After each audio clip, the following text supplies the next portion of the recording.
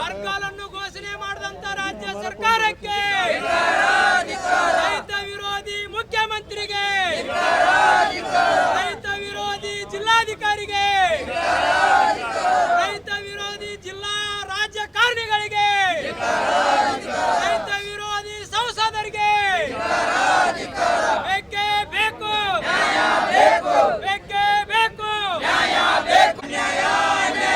ಅಯ್ಯಯ್ಯೋ ಅಯ್ಯಯ್ಯೋ, ರೈತ ವಿರೋಧಿ ರಾಜ್ಯ ಹಾಗೂ ಕೇಂದ್ರ ಸರ್ಕಾರಕ್ಕೆ, ರೈತ ವಿರೋಧಿ ರಾಜ್ಯ ಹಾಗೂ ಕೇಂದ್ರ ಸರ್ಕಾರಕ್ಕೆ ಬೇಕು,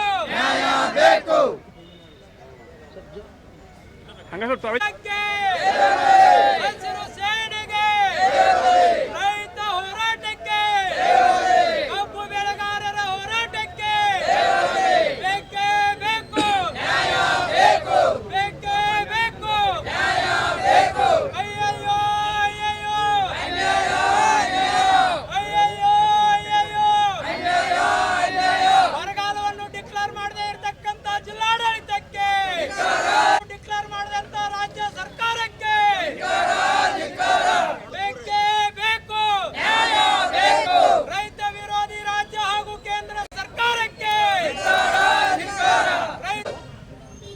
ವಿರೋಧ ಪಕ್ಷದ ಅಟೆಂಡ್ ನೀತಿ ಮಾಡಾಕ್ತಿರ್ತೀನಿ ಕೇಳಿ. ವಿರೋಧ ಪಕ್ಷ ರೈತರ ಇರೋದು ಹೋಡ್ ಕೇಳಕ್ ಬರ್ತಾರ.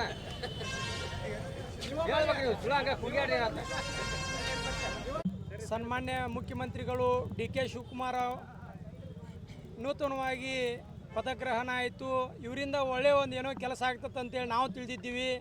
ಹಿಂದೆ ಅವ್ರು ನೋಡಿದಂಥ ಅವಧಿ ಒಳಗೆ ಆಗಿನ ಶೈಲಿನೇ ಬೇರೆ ಇತ್ತು, ಈಗಿನ ಶೈಲಿನೇ ಬೇರೆ ಐತಿ. ಅಧಿಕಾರದ ಒತ್ತಡಕ್ಕೆ ಮನದಾರನ ಅಂತ ಅನ್ಸಾಕತ್ತೈತಿ. ಯಾಕಂದ್ರೆ ಹಿಂದೆ ಅವರು ಇಂಧನ ಸಚಿವರಿದ್ದಾಗ, ನೀರಾವರಿ ಸಚಿವರಿದ್ದಾಗ ಸಾಕಷ್ಟು ಕೆಲಸ ಮಾಡಿದ್ದಾರೆ. ಆದರೆ ಇವತ್ತಿನ ದಿವಸ ಅವರೊಬ್ಬರು ರಾಜ್ಯದ ಮುಖ್ಯಮಂತ್ರಿ ಆಗಿದ್ದಾರೆ ಅಂದ್ರೆ ಆ ನಿರೀಕ್ಷೆಗೆ ತಕ್ಕಂಗೆ ಕೆಲಸಗಳು ಆಗ್ತಾ ಇಲ್ಲ. ಮತ್ತು ರಾಜ್ಯ ಸರ್ಕಾರ ಬರಗಾಲ ಅಂತ ಡಿಕ್ಲೇರ್ ಮಾಡಬೇಕಾಗಿತ್ತು, ಇನ್ನೂ ಕೂಡ ಮಾಡಿಲ್ಲ. ಬರಗಾಲ ಅಂತ ಡಿಕ್ಲೇರ್ ಮಾಡಿದರೆ ಸೆಂಟ್ರಲ್ದಿಂದನೂ ಕೂಡ ಒಂದಷ್ಟು ಹಣ ಬರ್ತೈತಿ. ಆದರೆ ಬೆಳಗಾವಿ ಜಿಲ್ಲೆಯನ್ನು ಕೂಡ ಬರಗಾಲ ಅಂತ ಮಾಡಬೇಕಾಗಿತ್ತು. ಒಂದು 3 ತಾಲೂಕುಗಳನ್ನು ತೆಗೆದುಕೊಂಡಿದ್ರು ಅವರು, ಸವದತ್ತಿ, ರಾಮದುರ್ಗ ಮತ್ತು ಯರಗಟ್ಟಿ ತೆಗೆದುಕೊಂಡಿದ್ರು. ಈಗ ಡಿಕ್ಲೇರ್ ಆಗಿರ್ತಕ್ಕಂಥ ಲಿಸ್ಟ್ನೊಳಗೆ ಅವು ಕೂಡ ಇಲ್ಲ.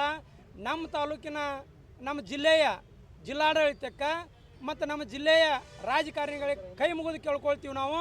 ನಾವು ಭಾಳ ಕಷ್ಟದಾಗಿದ್ದೀವಿ. ನಮ್ಮ ತಾಲೂಕನ್ನಾಗಲಿ ನಮ್ಮ ಜಿಲ್ಲೆಯನ್ನಾಗಲಿ ಬರಗಾಲ ಅಂತೇಳಿ ಡಿಕ್ಲೇರ್ ಮಾಡಬೇಕು. ಒಂದು ವೇಳೆ ಮಾಡಲಿಲ್ಲ ಅಂದ್ರೆ ಕರ್ನಾಟಕ ರಾಜ್ಯ ರೈತ ಸಂಘ ಹಾಗೂ ಹಸಿರು ಸೇನೆ ನೇತೃತ್ವದೊಳಗೆ ಶಶಿಕಾಂತ್ ಗುರೂಜಿ ಆಗಲಿ, ಚುನಾಪ ಪೂಜಾರಿ ಅವರ ನೇತೃತ್ವದೊಳಗೆ ಜಿಲ್ಲೆಯಾದ್ಯಂತ ಉಗ್ರ ಹೋರಾಟವನ್ನು ಮಾಡಬೇಕಾಗ್ತದೆ ಅಂತೇಳಿ ಈ ಸಂದರ್ಭದಲ್ಲಿ ಹೇಳ್ತೀನಿ.